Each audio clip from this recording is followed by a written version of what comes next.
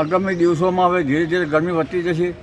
ગરમી તારીખ 16થી પણ વધતી જશે અને તારીખ 21-22 સુધીમાં તો મધ્ય ગુજરાતના ભાગમાં મહત્તમ ઉષ્ણતામાં 42 ડિગ્રી સેલ્સિયસ જેટલું થઈ જવાની શક્યતા રહેશે. ઉત્તર ગુજરાતમાં પણ 40 ડિગ્રી સેલ્સિયસ જેવું થઈ જવાની શક્યતા રહેશે. કચ્છમાં પણ 39 ડિગ્રી સેલ્સિયસ જેવું થઈ જવાની શક્યતા રહેશે.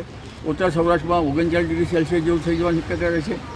પશ્ચિમ સૌરાષ્ટ્રમાં લગભગ 38 ડિગ્રી સેલ્સિયસ જેવું થઈ જવાની શક્યતા રહેશે. ગિરનારમાં પણ લગભગ 40 ડિગ્રી સેલ્સિયસ જેવું થઈ જવાની શક્યતા રહેશે. સુરતના ભાગોમાં પણ 38-39 સેલ્સિયસ ડિગ્રી જેવું થઈ જવાની શક્યતા રહેશે અને વલસાડના ભાગોમાં પણ ગરમી વધશે.